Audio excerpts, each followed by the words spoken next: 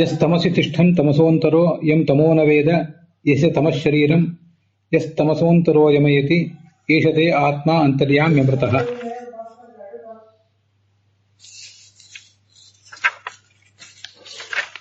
ಯೋ ವಿಜ್ಞಾನೇ ತಿಷ್ಠನ್ ವಿಜ್ಞಾನಾದಂತರೋ M ವಿಜ್ಞಾನಂ ನ ವೇದ ಯಸ್ಯ ವಿಜ್ಞಾನಂ ಶರೀರಂ ಯೋ ವಿಜ್ಞಾನಮಂತರೋ ಯಮಯತಿ ಏಷತೆ ಆತ್ಮ ಅಂತರ್ಯಾಮ್ಯಮೃತಃ.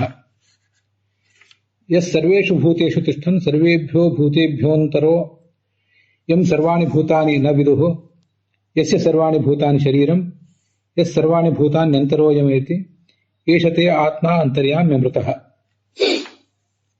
ಓಂ ಅಂತರ್ಯಾಮಿ ಅಧಿದೈವಾದಿಷು ತದ್ಧರ್ಮ ವ್ಯಪದೇಶಾತ್ ಓಂ. 1ನೇ ಅಧ್ಯಾಯದ 2ನೇ ಪಾದದ 18ನೇ ಸೂತ್ರ ನಾವೀಗ ನೋಡ್ತಾ ಇದ್ದೇವೆ. ಅದರ ತತ್ವಪ್ರಕಾಶಿಕ ಒಂದಿಷ್ಟು ಭಾಗ ನಾವೀಗಾಗಲೇ ನೋಡಿದ್ದೇವೆ. ಪೂರ್ವ ಪಕ್ಷದವರು ಏನು ಅಭಿಪ್ರಾಯ ಹೇಳ್ತಾರೆ ಅನ್ನೋದನ್ನ ನಾವು ನೋಡ್ಲಿಕ್ಕೆ ತೊಡಗಿದ್ದೇವೆ.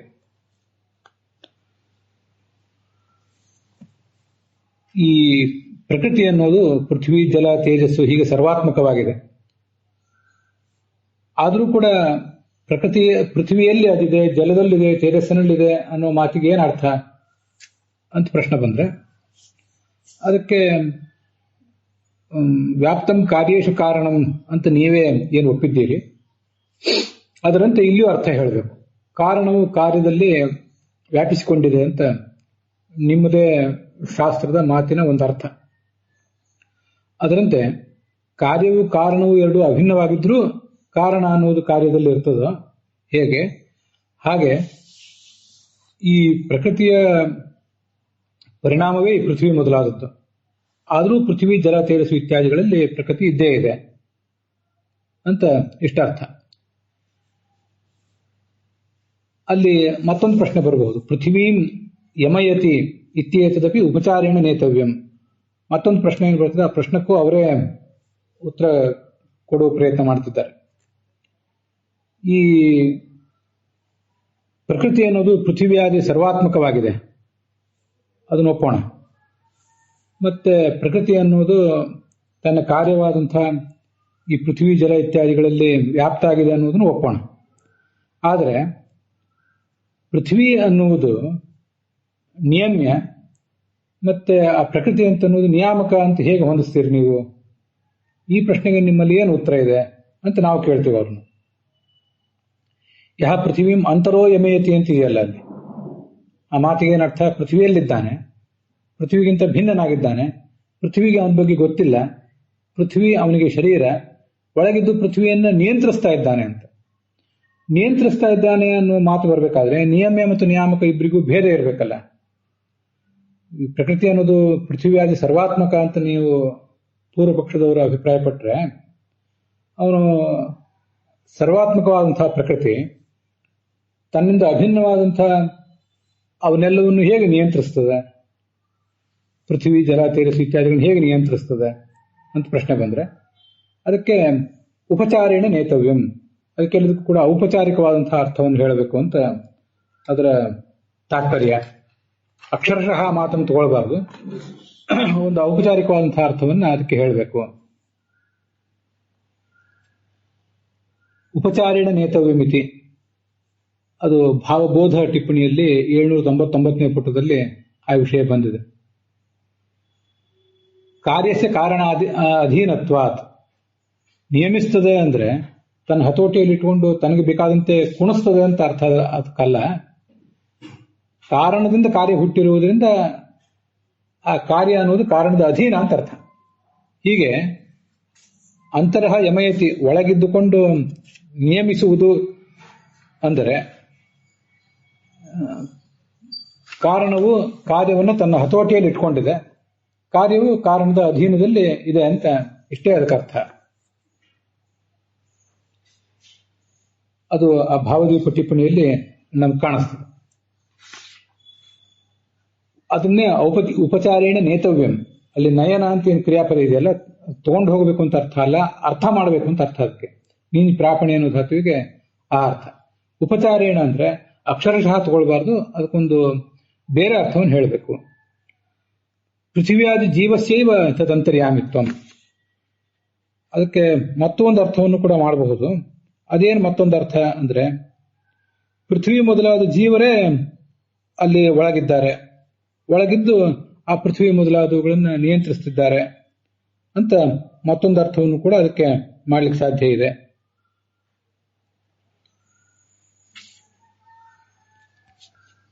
ಪೃಥ್ವಿಯಾದಿ ಪದಾರ್ಥಗಳಲ್ಲಿರುವ ಅಭಿಮಾನಿ ಜೀವರೇ ಅಂತರ್ಯಾಮಿ, ಅವನು ಒಳಗಿದ್ದು ಈ ಕೆಲಸವನ್ನು ಮಾಡ್ತಾನೆ ಅಂತ ಇನ್ನೊಂದು ಅರ್ಥವನ್ನು ಕೂಡ ನೀವೇ ಸಿದ್ಧಾಂತಗಳು ಹೇಳ್ತೀರಿ. ಅದನ್ನು ನಾವು ಇಲ್ಲಿ ನಿಮ್ಗೆ ನೆನಪು ಮಾಡಿಕೊಡ್ತೇವೆ ಅಂತ ಅವ್ರ ತಾತ್ಪರ್ಯ. ಪೃಥಿವ್ಯಾದಿ ಶರೀರತ್ವಾದೇಹೆ ತಸ್ಮಿನ್ ಅತಿ ಸುಘಟತ್ವಾದಿತಿ ಭಾವ. ಈ ಒಳಗಿರುವ ಜೀವ ಏನಿದ್ದಾನಲ್ಲ, ಅವನು ಪೃಥಿವ್ಯಾದಿ ಶರೀರ ಉಳ್ಳವನಾಗಿದ್ದಾನೆ. ಪೃಥ್ವಿಯಾದಿ ಶರೀರ ಅಂತ ಅನ್ನೋದು ಬಹುರೀ ಸಮಾಸ. ಪೃಥಿವ್ಯಾದಿ ಶರೀರಂ ಯಸ್ಯ ಸಹ ಅಂತ ಹೇಳಿ ಅಷ್ಟು ಬಹುರೀ ಸಮಾಸ ಆದ್ಮೇಲೆ ಮುಂದೆ ಅದಕ್ಕೆ ತ್ವ ಪ್ರತ್ಯಯ ಮಾಡಿದ್ದೀವಿ. ಆ ಒಳಗಿರುವಂತಹ ಜೀವನಿಗೆ ಪೃಥಿವ್ಯಾದಿ ಶರೀರತ್ವ ಅಥವಾ ನಿಮಗೆ ಬಹುರೀ ಸಮಾಸ ಅನ್ನೋದನ್ನ ಸ್ಪಷ್ಟಪಡಿಸಬೇಕು ನಿಮ್ಮ ದೃಷ್ಟಿಯಿಂದ ಕ ಪ್ರತ್ಯಯವನ್ನು ಬೇಕಾದ್ರೆ ಸೇರಿಸ್ಕೋಬಹುದು. ಪೃಥಿವ್ಯಾದಿ ಶರೀರಕತ್ವವನ್ನ ಅವನಲ್ಲಿ ನಾವು ಅನಾಯಾಸವಾಗಿ ಹೇಳಬಹುದು. ಶರೀರಕತ್ವ ಹಾಗೇನೆ ನಿಯಾಮಕತ್ವ ಮೊದಲಾದದ್ದೆಲ್ಲವೂ ಕೂಡ ಒಳಗಿರುವ ಜೀವ ಅವನು ಆ ಪೃಥ್ವಿಯನ್ನು ಶರೀರವನ್ನಾಗಿ ಹೊಂದಿದ್ದಾನೆ, ಪೃಥ್ವಿಯನ್ನು ನಿಯಮಿಸ್ತಾನೆ. ಅದಕ್ಕೆ ಆದೇಹ ಅಂತ ಹೇಳಿದ್ದು. ಅತಿ ಸುಘಟತ್ವ, ಅದನ್ನು ನಾವು ಹೆಚ್ಚು ವಿವರಿಸಿ ಹೇಳಬೇಕಾದ ಅಗತ್ಯವೂ ಕೂಡ ಇಲ್ಲ ಅಂತ ಅದರ ತಾತ್ಪರ್ಯ. ಸುಘಟತ್ವಾತ್ ಅನ್ನೋದಕ್ಕೆ ಭಾವಬೋಧ ಟಿಪ್ಪಣಿಯಲ್ಲಿ 799ನೇ ಪುಟದಲ್ಲಿ ಜೀವಾನಾಂ ಪೃಥಿವ್ಯಾದ್ಯಭಿಮಾನಿತ್ವೇನ ತಚ್ಚರೀರತ್ವ ತನ್ನಿಯಾಮಕತ್ವಾದೀನಾಂ ಉಪಪಾದನ ನಿರಪೇಕ್ಷತ್ವಾದಿತ್ಯರ್ಥಃ. ಜೀವ ಪೃಥ್ವಿಗೆ ಅಭಿಮಾನಿಯಾಗಿದ್ದಾನೆ, ಆಮೇಲೆ ಅಭಿಮಾನಿ ಆಗಿರುವುದರಿಂದ ಆ ಪೃಥ್ವಿಯನ್ನೇ ಶರೀರವನ್ನಾಗಿ ಹೊಂದಿದ್ದಾನೆ, ಮತ್ತೆ ಪೃಥ್ವಿಗೆ ನಿಯಾಮಕನಾಗಿದ್ದಾನೆ. ಈ ಗುಣಗಳನ್ನ ನಾವು ಉಪಪಾದನೆ ಮಾಡಬೇಕಾದ ಅವಶ್ಯಕತೆಯೇ ಇಲ್ಲ. ಉಪಪಾದನೆ ಸಾಪೇಕ್ಷ ಅಲ್ಲ, ಅದು ಉಪಪಾದನೆ ಮಾಡದೆ ಹೋದ್ರೂ ಕೂಡ ಯಾರಿಗಾದರೂ ತಿಳಿಯುವಂತಹ ವಿಚಾರವೇ ಅಂತ ಅವರ ತಾತ್ಪರ್ಯ. ಬೇರೆ ಟಿಪ್ಪಣಿಯಲ್ಲೂ ಬಂದಿರಬಹುದು, ಆ ಥರ ಇಲ್ಲಿದ್ದನ್ನು ಹೇಳಿದ್ದೇನೆ ಅಷ್ಟೇ. ನನು ಯಥಾ ಪ್ರಕೃತಿಲಿಂಗೇನ ತೇಷಾಂ ಅಂತರ್ಯಾಮಿತ್ವಂ ತಥಾ ಅಮೃತತ್ವಲಿಂಗೇನ ವಿಷ್ಣು ಕಿಂ ನ ಸ್ಯಾತ್. ಪೂರ್ವಪಕ್ಷ ಇನ್ನೂ ನಡೆದಿದೆ. ಆ ಪೂರ್ವಪಕ್ಷದ ಮೇಲೆ ಮತ್ತೊಂದು ಪ್ರಶ್ನೆ ಮಾಡ್ತಾರೆ. ಈ ಪೂರ್ವಪಕ್ಷದವರು ಪೃಥ್ವಿ ಮೊದಲಾದ ಅಭಿಮಾನಿ ಜೀವರಿಗೆ ಅಂತರ್ಯಾಮಿತ್ವವನ್ನು ಹೇಳಿದರು. ನಾವು ಸಿದ್ಧಾಂತಿಗಳು ವಿಷ್ಣುವಿನಲ್ಲಿ ಅಮೃತತ್ವ ಎಂಬ ಲಿಂಗ ಇದೆ ಅಂತ ಹೇಳ್ತಾ ಇದ್ದೀವಿ. ಈಗ ಮತ್ತೊಂದ್ಸರಿ ಅದನ್ನು ಅವಲೋಕನಕ್ಕೆ ಒಳಪಡಿಸಬೇಕು. ಈ ಪೃಥ್ವಿ ಶರೀರ ಆಗಿರುವಿಕೆ ಅನ್ನೋದು ವಿಷ್ಣುವಿನಲ್ಲಿ ಕೂಡೋದಿಲ್ಲ, ಅದು ಈ ಜೀವನಿಗೆ ಕೂಡುತ್ತದೆ ಅಂತ ಪೂರ್ವಪಕ್ಷದವರ ಅಭಿಪ್ರಾಯ. ಪೃಥ್ವಿ ಶರೀರತ್ವ ಎಂಬ ಲಿಂಗವನ್ನ ನೀವು ದೃಢವಾಗಿ ನೆಚ್ಚಿಕೊಂಡಿದ್ದೀರಿ. ಆದರೆ ಅಂತರ್ಯಾಮಿತ್ವ ಅನ್ನುವ ಲಿಂಗ ಅದು ಭಗವಂತನಿಗೆ ಇದೆಯಲ್ಲ, ಅಲ್ಲ ಅಮೃತತ್ವ ಎಂಬ ಲಿಂಗ. ಅಮೃತತ್ವ ಎಂಬ ಲಿಂಗವನ್ನು ನಾವು ದೃಢವಾಗಿ ಇಟ್ಕೊಂಡು ವಿಷ್ಣುವಿಗೆ ಅಂತರ್ಯಾಮಿತ್ವವನ್ನು ನಾವು ಹೇಳಬಹುದಲ್ಲ. ಇದಕ್ಕೇನು ನಿಮ್ಮ ಉತ್ತರ ಅಂತ ಪ್ರಶ್ನೆ. ಯಥಾ ಪ್ರಕೃತ್ಯಾದಿ ಲಿಂಗೇನ ತೇಷಾಂ ಅಂತರ್ಯಾಮಿತ್ವಂ, ತೇಷಾಂ ಅಂದ್ರೆ ಜೀವಾನ. ಪ್ರಕೃತಿ ಅಂತ ಅಲ್ಲಿ ಲಿಂಗ ಇದೆ, ಮತ್ತೆ ಪೃಥ್ವಿ ಶರೀರ ಉಳ್ಳವನು ಅಂತ ಹೀಗೆಲ್ಲ ಲಿಂಗ ಇದೆ. ಈ ಎಲ್ಲ ಲಿಂಗ ಇರೋದ್ರಿಂದ ಜೀವರೇ ಅಂತರ್ಯಾಮಿ ಅಂತ ನೀವು ಹೇಗೆ ಹೇಳ್ತಿರೋ, ತಥಾ ಹಾಗೆ ನಾವು ಕೂಡ ಸಿದ್ಧಾಂತಿಗಳು ಕೂಡ ಅಮೃತತ್ವ ಎಂಬ ಲಿಂಗದಿಂದ ವಿಷ್ಣುವೇ ಅಂತರ್ಯಾಮಿ ಅಂತ ಯಾಕೆ ಹೇಳಬಾರದು? ತೇಷಾಂ ಅಂತರ್ಯಾಮಿತ್ವಂ ಪೂರ್ವಪಕ್ಷವಿಹಿ ಉಕ್ತಂ, ಜೀವರೇ ಅಂತರ್ಯಾಮಿ ಅಂತ. ನಾವು ಅಮೃತತ್ವ ಎಂಬ ಲಿಂಗ ಇರುವುದರಿಂದ ವಿಷ್ಣುವಿಗೆ ಅಂತರ್ಯಾಮಿತ್ವವನ್ನು ನಾವು ಹೇಳಬಹುದಲ್ಲ ಅಂದ್ರೆ, ಅದಕ್ಕೆ ನಹಿ ವಿಷ್ಣು ಪೃಥ್ವಿಯಾದಿ ಶರೀರತ್ವ ಅಂಗೀಕ್ರಿಯತೆ ಇತ್ಯತಃ. ಅದಕ್ಕೆ ಆ ಪೂರ್ವಪಕ್ಷದವರೇ ಉತ್ತರ ಕೊಡ್ತಾರೆ, ವಿಷ್ಣುವನ್ನು ಹೇಳಲಿಕ್ಕೆ ಸಾಧ್ಯ ಇಲ್ಲ ನಿಮಗೆ. ಯಾಕೆ ಅಂದ್ರೆ, ಈ ವಿಷ್ಣುವಿನಲ್ಲಿ ಪೃಥ್ವಿಯಾದಿ ಶರೀರತ್ವವನ್ನು ಯಾವ ಕಾರಣದಿಂದಲೂ ನಿಮಗೆ ಸಮರ್ಥನೆ ಮಾಡ್ಲಿಕ್ಕೆ ಬರೋದಿಲ್ಲ ಅಂತ ಅದರ ತಾತ್ಪರ್ಯ.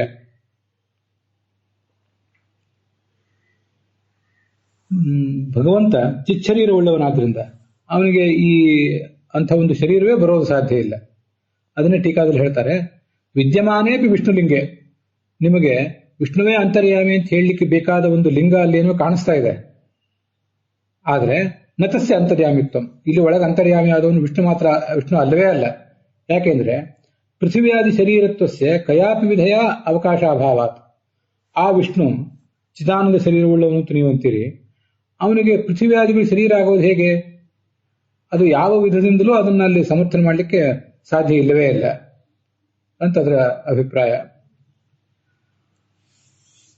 ತಸ್ಯ ಪೃಥಿವ್ಯಾದಿ ಭಿನ್ನ ಚಿಚ್ಛರೀರತ್ವ ಉರದೀಕರಣೇನ ಪೃಥಿವ್ಯಾದಿ ಶರೀರತ್ವ ಅನಂಗೀಕಾರಾತ್. ನೀವು ವಿಷ್ಣುವಿಗೆ ಒಂದು ಚಿಚ್ಛರೀರವನ್ನ ಅಂದ್ರೆ ಜ್ಞಾನಾನಂದಾತ್ಮಕವಾದ ಶರೀರವನ್ನೇ ಒಪ್ಪುತ್ತೀರಿ, ಅದು ಪೃಥ್ವ್ಯಾದಿಗಳಿಗಿಂತ ಭಿನ್ನವಾದದ್ದು. ಆದ್ರಿಂದ ಪೃಥ್ವ್ಯಾದಿ ಶರೀರತ್ವವನ್ನು ಅವನಲ್ಲಿ ನೀವು ಒಪ್ಪಿಲ್ಲ. ಇಲ್ಲಿ ಇದು ಬಹುರಿ ಸಮಾಸನೆ, ಮುಂದೆ ತ್ವ ಪ್ರತ್ಯಯ. ಪೃಥ್ವ್ಯಾದಿಗೂ ಶರೀರವುಳ್ಳವನಾಗಿದ್ದಾನೆ, ಅವನಿಗೆ ವಿಷ್ಣುವಿಗೆ ಪೃಥ್ವ್ಯಾದಿ ಶರೀರಕತ್ವವನ್ನು ನೀವು ಒಪ್ಪಲಿಲ್ಲ. ಯಾಕೆಂದ್ರೆ ಚಿಚ್ಛರೀರತ್ವ ಇದು ಬಹುರಿ ಸಮಾಸನೆ. ಜ್ಞಾನಾನಂದಾತ್ಮಕವಾದ ಶರೀರವನ್ನು ಅವನಿಗೆ ನೀವು ಒಪ್ಪಿ ಶರೀರತ್ವ ಎಂಬ ಧರ್ಮವನ್ನು ಒಪ್ಪಿದ್ದೀರಿ. ಮುಂದೆ ಆ ಚಿಚ್ಛರೀರ ಅನ್ನೋದು ಪೃಥ್ವ್ಯಾದಿಗಳಿಗಿಂತ ಭಿನ್ನವಾಗಿದೆ. ಹೀಗೆ ಪೃಥ್ವ್ಯಾದಿಗಳಿಗಿಂತ ಭಿನ್ನವಾದ ಜ್ಞಾನಾನಂದಾತ್ಮಕವಾದ ಶರೀರವನ್ನು ನೀವು ಆತನಿಗೆ ಒಪ್ಪಿದ್ದೀರಿ. ಆದ್ರಿಂದ ಪೃಥ್ವಿ ಶರೀರ ಆ ವಿಷ್ಣುವಿಗಿದೆ ಅಂತ ನೀವು ಹೇಳುವುದು ಸಾಧ್ಯ ಇಲ್ಲವೇ ಇಲ್ಲ ಅಂತ ಅದರ ತಾತ್ಪರ್ಯ. ಅಮೃತತ್ವ ಅನ್ನೋದು ನಾಶರಹಿತತ್ವ ಅನ್ನೋದನ್ನು ಸೂಚನೆ ಮಾಡ್ತದೆ. ಸರ್ವವಿಧ ನಾಶರಹಿತನಾದವನು ವಿಷ್ಣುವೇ ಆಗಬೇಕು, ಅದರಿಂದ ಅವನೇ ಅಂತರ್ಯಾಮಿ ಆಗಬೇಕು ಅಂತ ನಮ್ಮ ಪ್ರಶ್ನೆ. ಅಂತ ಸರ್ವವಿಧ ನಾಶರಹಿತತ್ವ ಅನ್ನೋದು ಬೇರೆ ಯಾರಿಗೂ ಬರೋದಿಲ್ವಲ್ಲ ಅಂತ ಆ ಪ್ರಶ್ನೆಗೆ ಅವರು ಉತ್ತರ ಕೊಟ್ಟಿದ್ದಾರೆ. ಅಮೃತತ್ವ ಅನ್ನೋದು ವಿಷ್ಣುವಿನ ಲಿಂಗ ಅಂತ ನೀವು ಹೇಳ್ತೀರಿ, ಏನು ಹೇಳಿ ಹೊರಟಿದ್ದೀರಿ, ಸರ್ವವಿಧ ನಾಶರಹಿತತ್ವ. ಆದರೆ ಪೃಥ್ವ್ಯಾದಿ ಶರೀರತ್ವವನ್ನು ಅವನಲ್ಲಿ ಹೇಗೆ ಹೊಂದಿಸ್ತೀರಿ ನೀವು? ಹೊಂದಿಸುವುದೇ ಸಾಧ್ಯ ಇಲ್ಲ ಅಂತ ಅವರ ಆಕ್ಷೇಪ. ನಮ್ಮ ಪುಸ್ತಕದಲ್ಲಿ ತಸ್ಯ ಪೃಥ್ವ್ಯಾದಿ ಭಿನ್ನತ್ವ ಚಿಚ್ಛರೀರತ್ವ ಉರದೀಕರಣೇನ ಪೃಥ್ವ್ಯಾದಿ ಶರೀರತ್ವ ಅನಂಗೀಕಾರ ಅಂತ ಅಲ್ಲಿ ಭಿನ್ನತ್ವ ಅಂತ ಒಂದು ತ್ವ ಸೇರಿಕೊಂಡಿದೆ. ಅದು ತ್ವ ಅನ್ನೋದು ಬೇಡ, ಅದನ್ನ ಡಿಲೀಟ್ ಮಾಡ್ಕೋಬೇಕು. ಡಿಲೀಟ್ ಅಂತ ಬರ್ಕೊಂಡು ಅದೊಂದು ಪ್ರಶ್ನೆ ಮಾರ್ಕ್ ಹಾಕೋಬಹುದು. ಯಾಕೆಂದ್ರೆ ಪೃಥ್ವ್ಯಾದಿಗಳಿಗಿಂತ ಭಿನ್ನವಾದ ಚಿಚ್ಛರೀರ ಅಂದ್ರೆ ಜ್ಞಾನಾನಂದಾತ್ಮಕವಾದ ಶರೀರ, ಅಂಥ ಶರೀರವುಳ್ಳವನು ಈ ವಿಷ್ಣು ಅಂತ ನೀವು ಒಪ್ಪಿದ್ದೀರಿ. ಅವನಿಗೆ ಆದ್ರಿಂದ ಪೃಥ್ವ್ಯಾದಿ ಶರೀರಕತ್ವ ಇಲ್ಲ ಅಂತ ಅರ್ಥ. ಈ ಪೃಥ್ವ್ಯಾದಿ ಭಿನ್ನತ್ವ ಅಂತ ತ್ವ ಪ್ರತ್ಯಯ ಇಟ್ಕೊಂಡ್ರೆ ಈ ವಿಷ್ಣುವಿಗೆ ಪೃಥ್ವ್ಯಾದಿ ಭಿನ್ನತ್ವವನ್ನ ಮತ್ತೆ ಚಿಚ್ಛರೀರಕತ್ವವನ್ನ ನೀವು ಒಪ್ಪಿದ್ದೀರಿ ಅಂತ ಹೀಗೆ ಅರ್ಥ ಆಗ್ತದೆ. ಆ ಅರ್ಥ ಇಲ್ಲಿ ನಮಗೆ ಅನಪೇಕ್ಷಿತ. ಹಾಗೆ ವ್ಯಾಕರಣ ದೃಷ್ಟಿಯಿಂದ ಹಾಗೆ ಅರ್ಥ ಆಗಬಹುದು, ಆ ದೃಷ್ಟಿ ನಮ್ಗೆ ಇಲ್ಲಿ ಬೇಕಾಗಿಲ್ಲ. ಅವನಿಗಿರುವುದು ಚಿಚ್ಛರೀರ, ಅದು ಪೃಥ್ವ್ಯಾದಿಗಳಿಗಿಂತ ಭಿನ್ನವಾದದ್ದು. ಅವನಿಗಿರುವ ಶರೀರ ಎಂಥದ್ದು ಅಂತ ಪ್ರಶ್ನೆ ಬಂದಾಗ ಅದು ಪಾರ್ಥಿವವಾದ ದೇಹ ಅಲ್ಲ, ಜಲೀಯವಾದ ದೇಹ ಅಲ್ಲ, ತೈಜಸ ದೇಹ ಅಲ್ಲ, ಅದು ಜ್ಞಾನಾನಂದಾತ್ಮಕವಾದ ಶರೀರ ಅಂತ ನೀವು ಒಪ್ಪಿದ್ದೀರಿ. ಹೀಗೆ ಪೃಥ್ವ್ಯಾದಿಗಿಂತ ಭಿನ್ನವಾದ ಚಿಚ್ಛರೀರ ಅಂತ ಅದಾಗಬೇಕು. ಪುರಾಣಿಕಾಚಾರ ಪುಸ್ತಕದಲ್ಲಿ ಭಿನ್ನವಾದ ಚಿಚ್ಛರೀರ ಅಂತಾನೆ ಅನುವಾದ ಮಾಡಿದ್ದಾರೆ. ಆದರೆ ಮೇಲೆ ಟೀಕಾದಲ್ಲಿ ಭಿನ್ನತ್ವ ಅಂತ ತ್ವ ಹಾಗೇ ಇದೆ. ಒಂದು 2-3 ಪುಸ್ತಕಗಳು ನೋಡಿದಾಗೆಲ್ಲ ಭಿನ್ನತ್ವ ಅಂತಾನೆ ಕಾಣಿಸ್ತದೆ. ತೆರಗುಂಡಿ ಗೋಪಾಲಕೃಷ್ಣಾಚಾರ್ಯ ಪುಸ್ತಕದಲ್ಲಿ ಈ ವಾಕ್ಯದ ಅನುವಾದವೇ ಆಗಿಲ್ಲ, ಬಿಟ್ಟು ಹೋಗಿದೆ. ಅದನ್ನು ನೀವು ಗಮನಿಸಬೇಕು. ಹಾಗಾದ್ರೆ ಅಮೃತತ್ವವನ್ನು ಹೇಗೆ ನೀವು ಹೊಂದಿಸ್ತೀರಿ ಅಂತ ಮುಂದೆ ಪ್ರಶ್ನೆ ಬರ್ತದೆ. ಅಮೃತ ಈಗ ಚತುರ್ವಿಧ ನಾಶರಹಿತನಾದವನು ಭಗವಂತನೇ ಆಗಬೇಕು, ನೀವು ಅದನ್ನು ವಿಷ್ಣುವಿಗೆ ಹೇಗೆ ಹೊಂದಿಸ್ತೀರಿ ಅಂತ ನಾವು ಸಿದ್ಧಾಂತಿಗಳು ನಮ್ಮ ಪಟ್ಟನ್ನು ನಾವಿನ್ನೂ ಬಿಟ್ಟಿಲ್ಲ, ಸಡಿಲ ಮಾಡಿಲ್ಲ. ಆದ್ರಿಂದ ಹೇಗೆ ಅದನ್ನು ಹೊಂದಿಸ್ಬೇಕು ಅಂತ ಪ್ರಶ್ನೆ ಬಂದ್ರೆ ಅದಕ್ಕೆ ಅವ್ರು ಹೇಳ್ತಾರೆ, ಅಮೃತತ್ವಸ್ಯ ಕಥಂಚಿತ್ ಪ್ರಕೃತ್ಯಾದಾವಪಿ ಸಾವಕಾಶತ್ವ. ಅಮೃತತ್ವವನ್ನ ಪ್ರಕೃತಿಗೂ ಏನಾದ್ರೂ ಮಾಡಿ ಹೊಂದಿಸಬಹುದು. ಹೇಗೆಂದ್ರೆ ಪ್ರಕೃತಿಗೂ ಕೂಡ ಸ್ವರೂಪ ನಾಶ ಇಲ್ವಲ್ಲ, ಆ ಥರದ ಹೊಂದಾಣಿಕೆಯನ್ನು ಪ್ರಕೃತಿಗೂ ಕೂಡ ನಾವು ಮಾಡಬಹುದು. ಅದರ ಅರ್ಥ ಏನಂದ್ರೆ ಪ್ರಕೃತಿಗೆ ಸ್ವರೂಪ ನಾಶ ಇಲ್ಲ ಅಂತ ಅನ್ನೋದನ್ನ ನೀವು ಸಿದ್ಧಾಂತಿಗಳು ಕೂಡ ಒಪ್ಪಲೇಬೇಕು. ನಮಗೆಲ್ಲ ಗೊತ್ತಿರುವಂತೆ ಭೌತಶಾಸ್ತ್ರದ ಪ್ರಕಾರವೇ ಯಾವುದೇ ವಸ್ತುವನ್ನು ಹೊಸದಾಗಿ ಹುಟ್ಟಿಸುವುದು ಸಾಧ್ಯ ಇಲ್ಲ, ಒಂದು ವಸ್ತುವನ್ನು ಪೂರ್ಣವಾಗಿ ನಾಶ ಮಾಡುವುದು ಸಾಧ್ಯ ಇಲ್ಲ. ಸುಟ್ಟು ಬೂದಿ ಆಗ್ತದೆ. ಆ ಬೂದಿನ ತಗೊಂಡೋಗಿ ನೀರಿನಲ್ಲಿ ಕಲಸಿದ್ರು ಮತ್ತೊಂದೇನೋ ರೂಪಾಂತರ ಆಗಿಬಿಡ್ತದೆ, ಹೊಗೆಯೋ ಮತ್ತೊಂದೇನೋ ಕರಗಿ ಹೋಗುವುದು, ಏನೋ ಒಂದು ಆಗ್ತದೆ. ಅಂತೂ ಮೂಲ ಪ್ರಕೃತಿ ಅನ್ನೋದೇನಿದೆಯಲ್ಲ ಅದಕ್ಕೆ ಸ್ವರೂಪನಾಶ ಇಲ್ಲವೇ ಇಲ್ಲ. ಪ್ರಕೃತಿಯಿಂದ ಹುಟ್ಟಿದ ಮಹತ್ತತ್ವ, ಅಹಂಕಾರ ತತ್ವ ಮತ್ತೆ ಪೃಥ್ವಿ ಅಪ್ಪು ತೇಜಸ್ಸು ಇತ್ಯಾದಿಗಳು ಅವಕ್ಕೆ ನಾಶ ಇರಬಹುದು, ಮೂಲ ಪ್ರಕೃತಿಗೆ ನಾಶ ಇದೆ ಅಂತ ನೀವು ಹೇಳೋದಿಲ್ಲಲ್ಲ ತತ್ವವಾದಿಗಳು. ಆದ್ರಿಂದ ಕಥಂಚಿತ್ ಅಂದ್ರೆ ವಿಷ್ಣುವಿನಿಗೆ ಸ್ವರೂಪನ ಚತುರ್ವಿಧ ನಾಶವೂ ಇಲ್ಲ, ಆದ್ರಿಂದ ಅವನನ್ನೇ ಅಮೃತ ಅಂತ ನೀವು ಹಠ ಹಿಡಿಬಾರದು. ಪ್ರಕೃತಿಗೂ ಕೂಡ ನಾಶ ಇಲ್ಲವೇ ಇಲ್ಲ, ಸ್ವರೂಪ ನಾಶ ಅನ್ನೋದು ಇಲ್ಲವೇ ಇಲ್ಲ. ಪ್ರಕೃತಿಯಿಂದ ಹುಟ್ಟಿದ ವಸ್ತುಗಳಿಗೆ ನಾಶ ಇರಬಹುದು, ಆದರೆ ಪ್ರಕೃತಿಗೆ ನಾಶ ಇಲ್ಲ ಅಂತ ನಾವು ಅಲ್ಲಿ ಅದನ್ನು ಹೊಂದಿಸಬಹುದು. ಸಾವಕಾಶಸ್ಯ ನಿರವಕಾಶೇನ ಬಾಧೋಪತ್ತೇ. ಈ ಅಮೃತತ್ವ ಅನ್ನುವ ಲಿಂಗ ವಿಷ್ಣುವಿನಲ್ಲಿದೆ, ಅದರಿಂದ ವಿಷ್ಣುವೇ ಅಂತರ್ಯಾಮಿ ಆಗಬೇಕು ಅಂತ ನೀವು ಅಂತೀರಿ. ಪೃಥ್ವಿಯಾದಿ ಶರೀರತ್ವ ಅನ್ನುವ ಲಿಂಗ ಜೀವರಲ್ಲಿರುವುದರಿಂದ ಅಥವಾ ಪ್ರಕೃತಿ ಇರೋದ್ರಿಂದ ಅವರೇ ಅಂತರ್ಯಾಮಿ ಆಗಬೇಕು ಅಂತ ನಾವು ಅಂತೀವಿ. ನಾವು ಹೇಳ್ತಾ ಇರುವ ಒಂದು ಲಿಂಗ ಇದೆಯಲ್ಲ, ಅದು ನಿರವಕಾಶ ಲಿಂಗ. ಪೃಥ್ವಿಯಾದಿ ಶರೀರತ್ವವನ್ನು ನೀವು ಭಗವಂತನಲ್ಲಿ ಹೊಂದಿಸಲಿಕ್ಕೆ ಸಾಧ್ಯ ಇಲ್ಲ, ನಮ್ಮದು ನಿರವಕಾಶ ಲಿಂಗ. ನಿಮ್ಮದು ಅಮೃತತ್ವ ಅನ್ನುವ ಲಿಂಗ ಇದೆಯಲ್ಲ, ನೀವು ನೆಚ್ಚಿಕೊಂಡಿರುವ ಲಿಂಗ, ಅದು ಸಾವಕಾಶ. ಅದನ್ನ ಭಗವಂತನಲ್ಲಿ ಮಾತ್ರ ಹೇಳಬೇಕಂತೇನಿಲ್ಲ, ಪ್ರಕೃತಿಯಲ್ಲಿಯೂ ಕೂಡ ಅದು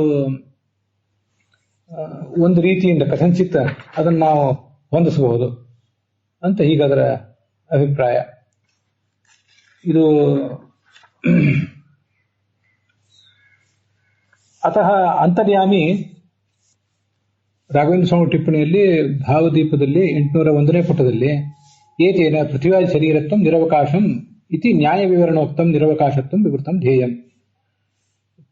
ಈ ಪೂರ್ವ ಪಕ್ಷಿಗಳಿಗೆ ಆ ಪೃಥ್ವಿಯಾದಿ ಶರೀರಕತ್ವ ಅನ್ನುವ ಲಿಂಗ ಏನಿದೆ ಅದು ನಿರವಕಾಶ ಅಂತ ಅಭಿಪ್ರಾಯ ಇದೆ. ಅದು ನ್ಯಾಯ ವಿವರಣದಲ್ಲೂ ಹೇಳಿದ್ದಾರೆ, ಇಲ್ಲಿಯೂ ಕೂಡ ಅದನ್ನ ಇಟ್ಕೊಳ್ಬೇಕು. ಇನ್ನು ಪೂರ್ವ ಪಕ್ಷ ನಡೆದಿದೆ. ನಮಗೆ ಅಮೃತತ್ವ ಅನ್ನೋ ಲಿಂಗ ಅದನ್ನು ಸಾವಕಾಶ ಅಂತ ಅವರು ಹೇಳಿಕೊಟ್ಟಿದ್ದಾರೆ, ತಮ್ಮ ಲಿಂಗ ನಿರವಕಾಶ ಅಂತ ಹೇಳಿಕೊಟ್ಟಿದ್ದಾರೆ.